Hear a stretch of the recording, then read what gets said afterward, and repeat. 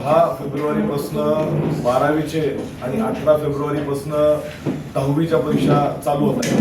त्यासाठी मागच्या वर्षीही आपण 34 मुलांना मदत झाली होती. आपण जो हा स्पेशल उपक्रम रायडर्स ठेवले होते त्यासाठी. यावेळेस आपण रायडर्सची गरज पडू नये अशी व्यवस्था करतोय. तरीही जर वाहतूक कोंडी झालीच तर आपण प्रत्येक डिव्हिजनमध्ये 3 रायडरची आपण स्पेशली नेमणूक करत आहोत, जे फक्त त्याच ड्युटीवर असतील. कॉल आला आणि ज्याचा कॉल येईल त्याला आपण त्याच्या जवळ जो तिथं असेल त्याच्या जवळचा रायडर तिथे पोहोचेल, त्याला तिथं पिकअप करेल आणि त्याच्या परीक्षा केंद्रावर त्याला वेळेत पोहोचवेल. त्याच्यासाठी आपल्याकडे 3 हेल्पलाईन नंबर आहेत. 8263000300, 8286400400 आणि तिसरा व्हॉट्सअपचा. याच्यावर फक्त व्हॉट्सअपच कॉलिंग होईल. हा नंबर आहे 7039003866. याच्या व्यतिरिक्त 18 नंबर्स प्रत्येक चौकीला आपण दिलेले आहेत, तेही सोशल मीडियामध्ये आहेत. त्याचाही वापर केला तरी चालेल. पण ह्या 3 नंबरवर फोन केल्यास आम्हालाही कल्पना असेल किंवा कंट्रोलला त्यांच्याकडे नियोजन असेल की कोणत्या ठिकाणी कोणते रायडर्स डिप्लॉय केलेत आणि त्यांना इथं एका स्पॉटवरूनच वन स्टॉप त्यांना त्या ठिकाणी कॉलला रिप्लाय करता येईल.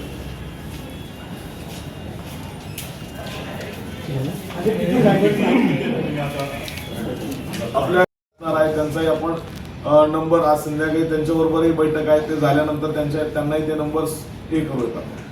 पण नॉर्मली हे 3 नंबर्स असणार आहेत की जे कुणीही म्हणजे इंटर मध्ये मध्यस्थी कुणी नसतं आणि कुणी एजन्सीनी राहावं किंवा नाही राहावं तो त्यांचा प्रयत्न आहे. पण हे 3 नंबर्स आहेत. याच्यावर आपण फोन केल्यानंतर पण विद्यार्थ्यांसाठी, ऑफिस जाणाऱ्यांसाठी नाही, फक्त 10वी आणि 12वीच्या विद्यार्थ्यांसाठी हा उपक्रम आहे, इतर लोकांसाठी नाही. विद्यार्थ्यांना हॉल तिकीट दाखवावं लागेल, गरज नाही.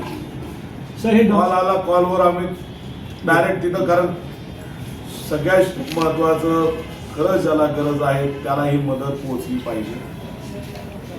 फेक कॉल्स याच्यात जास्त आली तरी त्रास होईल. त्याच्यामुळं खरंच अडचणीचं आहे, त्यांनी करावं. नॉर्मली मी सांगेल वाहतूक कोंडीत अडकू नये याच्यासाठी आपण वेळेत आपल्या घरातनं निघा आणि वेळेत परीक्षा केंद्रावर पोहोचा.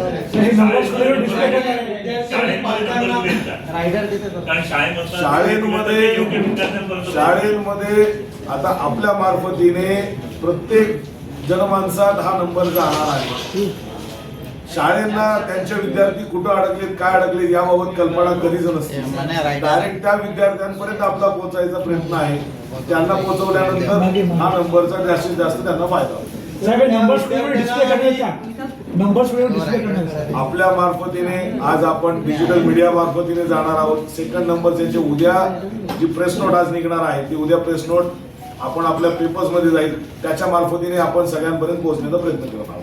डिस्प्ले करण्यात तो डिस्प्ले बोर्ड तसाच राहतो, त्याचा काही उपयोग होत नाही. पण आपल्या प्रत्येकाकडे छोटा असू मोठा असू कोणी असू प्रत्येकाकडे हे डिव्हाइस आहे. या डिव्हाइस मध्ये तो नंबर गेल्यानंतर तो त्यांच्या मदतीला कायम राहिलाच पाहिजे. तर तुम्ही विद्यार्थी आणि पालकांना काय वेगळं आव्हान करणार? पालकांना आणि विद्यार्थ्यांना मी आव्हान करेल आपल्या मार्फतीने की आपण वेळेत निघा आणि वेळेत पोहोचा. असं अगदी असं नाही की एकदम लास्ट मिनिट निघाल आणि लास्ट मिनिट पोहोचायचा प्रयत्न करा. त्यापेक्षा आपण 15-20 मिनिटं, अर्धा तास पहिले घरातनं निघा आणि अर्धा तास पहिले लवकर पोहोचा.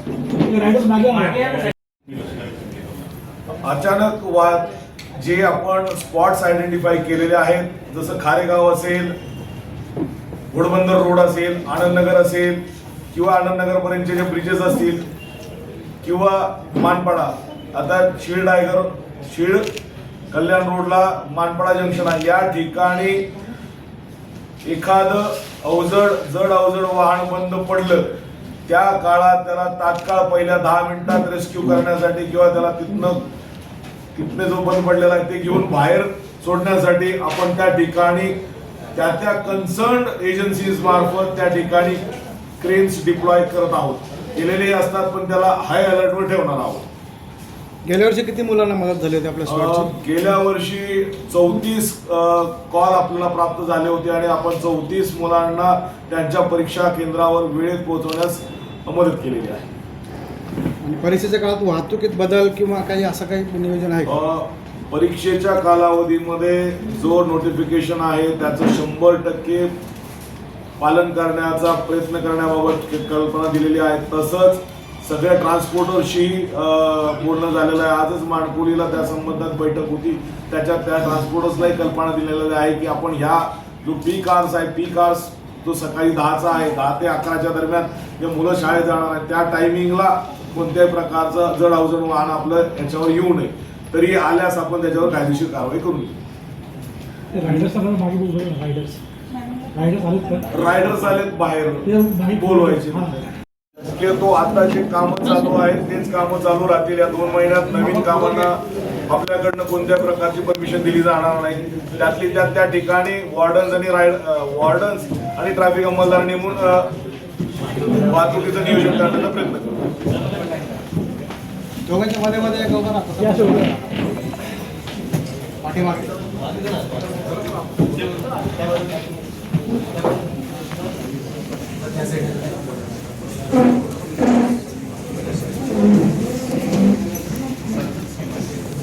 लेडीज ड्रायव्हर काही चार्जेस मुली विद्यार्थी महिला विद्यार्थ्यांना मागच्या वेळेस तसं काही होत नव्हतं पण तसं काही असेल तर तसंही नेमणूक करू आपण. Good suggestion. समोर सगळे एक मिनिट.